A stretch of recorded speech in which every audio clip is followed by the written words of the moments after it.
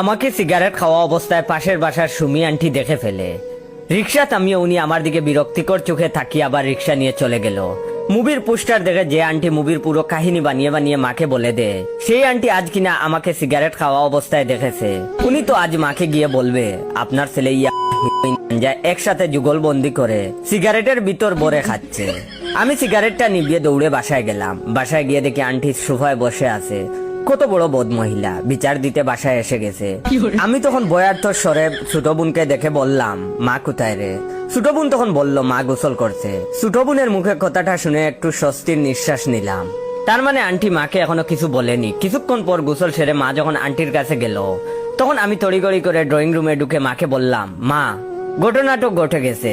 মা তখন আমার দিকে তাকিয়ে বলল, কি হয়েছে? আমি তখন বললাম, আমার বন্ধু রাকিব পাশের বাসার আন্টিকে হাফ করে ফেলেছে। মা তখন অবাক হয়ে বলল, মানে?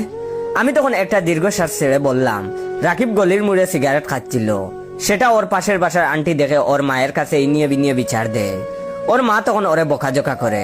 রাকিব সেটা সহ্য করতে না পেরে পাশে বসে থাকা আন্টিকে ক্রিকেট ব্যাট দিয়ে মাথায় বাড়ি মারে। বেচারি আন্টির মাথা ফেটে যায়। শুনেছি মাথায় 6টা সেলাই লেগেছে। এমন সময় পাশে দাঁড়িয়ে থাকা ছোট বোন বলল, ঠিকই আছে, এই ডাইনি মহিলার এত কথা লাগাতে হয় কেন? আরে ভার্সিটিতে পড়ে একটা ছেলে টুকটাক সিগারেট খেতেই পারে, তাই বলে সেটা ছেলের মায়ের কাছে এসে ইনিয়ে বিনিয়ে লাগাতে হবে নাকি? যাই হোক, তোর ক্রিকেট ব্যাটটা যেন কোথায়? আমি তখন বললাম, এই তো দরজার কোনায় আছে ব্যাটটা। সুমি আন্টি তখন বয়ার্থ চোখে একবার আমার দিকে তাকায়, আরেকবার দরজার পাশে রাখা ক্রিকেট ব্যাটের দিকে তাকায়। মা তখন আন্টিকে বলল, শুনলেন ভাবি, আজকালকার ছেলেরা কতটা নিষ্ঠুর। তা ভাবি, আপনি যেন কি বলতে এসেছিলেন? আন্টি তখন আমতা আমতা করে বলল, না না ভাবি, কিছু না, আমি যাই, এখন চুলোয় তরকারি বসিয়ে এসেছি। তারপর আন্টি চলে গেল। আমি তখন নিজের রুমে হাত পা ছড়িয়ে শুয়ে রইলাম। এমন সময় ছোট বোন এসে বলল, তাড়াতাড়ি 200 টাকা দে। আমি তখন ওর দিকে তাকিয়ে বললাম, মানে টাকা কিসের? ছোট বোন তখন মুচকিয়ে এসে বলল, তোকে সাপোর্ট দেওয়ার জন্য। গলির মুড়ে আর কেউ না, তুই সিগারেট খেয়ে আন্টির কাছে ধরা খেয়েছিলি। এখন তুই যদি আমার টাকা না দিস, মাকে পুরো সত্যিটা বলে দিব। আমি তখন কোনো উপায় না দেখে ছোট বোনকে 200 টাকা দিয়ে দিলাম। তারপর একদিন রেস্টুরেন্টে আমার গার্লফ্রেন্ড সুমাইয়া আমায় নিজ হাতে খাইয়ে দিচ্ছিল। তখন খেয়াল করি সুমি আন্টি দূর থেকে সেটা দেখছে। হঠাৎ সুমি আন্টি রেস্টুরেন্ট থেকে বের হয়ে গেল। আমি তখন সুমাইয়াকে বললাম, আমায় এই মুহূর্তে তাড়াতাড়ি বাসায় যেতে হবে। সুমাইয়া তখন অবাক হয়ে বলল, আরে খাবারটা শেষ করে যাও। আমি তখন তাকে যেতে যেতে বললাম, রেস্টুরেন্টের খাবার সব সময় খেতে পারবো, তবে এই মুহূর্তে বাসায় না গেলে বাসার খাবার আর কপালে জুটে কিনা সন্দেহ। বাসায় ঢুকে দেখি সুমি আন্টি ও সবে মাত্র বাসায় ঢুকেছে। আমি তখন বাসায় ঢুকে তড়িগড়ি করে মাকে বললাম, মা তোমার রক্তের গ্রুপ কি? মা তখন বিস্মিত হয়ে আমার দিকে তাকিয়ে বলল, ও পজিটিভ। কিন্তু কেন? আমি তখন কপালে হাত দিয়ে বললাম, সর্বনাশ, আমার তো ও নেগেটিভ রক্তের দরকার ছিল। আসলে ওই দিন যে আন্টিকে আমার বন্ধু রাকিব হাফ করেছিল, আজ সেই আন্টিকে 95% করে ফেলেছে। মা তখন অবাক হয়ে বলল, মানে কি? আমি তখন একটু দম নিয়ে বললাম, আর বললো না, রাকিব ওর এক মেয়ে বান্ধবীকে নিয়ে রেস্টুরেন্টে খাচ্ছিল। ওই মহিলা রাকিবের মায়ের কাছে বিচার দিয়েছে, সে নাকি গার্লফ্রেন্ড নিয়ে রেস্টুরেন্টে গিয়েছিল। এমন মিথ্যা অপবাদ শুনে রাকিব সহ্য করতে পারেনি, তাই পাশে থাকা ফুলদানি নিয়ে রাকিব ওই আন্টির মাথায় মেরেছে। বেচারি আন্টি এখন আইসিইউতে মৃত্যুর সাথে লড়াই করছে। ইমার্জেন্সি ও নেগেটিভ রক্তের দরকার। এমন সময় ছোট বোন চিৎকার করে বলল, উচিত শিক্ষা হয়েছে ওই মহিলার। আরে ভার্সিটিতে পড়ে একটা ছেলে মেয়ে বান্ধবী নিয়ে রেস্টুরেন্টে খেতেই পারে, তাই বলে মিথ্যা অপবাদ দিবে? তা ভাইয়া কিসের ফুলদানি ছিল রে? আমি তখন আমতা আমতা করে বললাম, এই মানে মাটির ছোট ফুলদানি ছিল আর কি। ছোট বোন চিন্তিত স্বরে তখন বলল, মাটির ফুলদানি ছিল বলেই ওই মহিলা আইসিইউতে ভর্তি।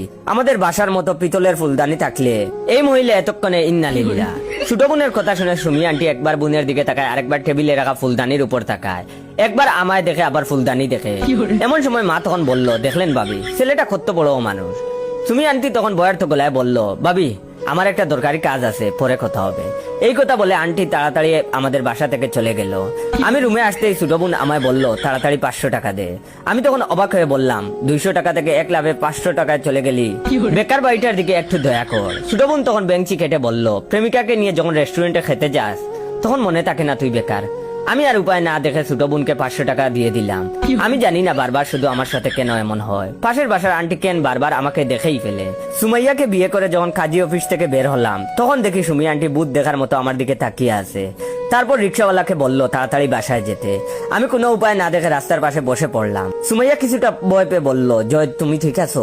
ওয়েট, গল্পটা শেষ করার আগে আপনাদের কাছ থেকে একটু সময় নিয়ে নিচ্ছি। ইদানিং ভাইয়ের ভিডিওতে তেমন আগের মতো লাইক কমেন্ট শেয়ার আসছে না, যার ফলে নতুন নতুন গল্প দিচ্ছি না। যাদের যাদের গল্পগুলা ভালো লাগে তারা অবশ্যই ভাইয়ের এই ভিডিওটা কমপক্ষে আপনার 15 জন বন্ধুকে শেয়ার করে দিবেন এবং কমেন্ট বক্সে বলবেন ভাই ভিডিওটা শেয়ার করেছি, ধন্যবাদ।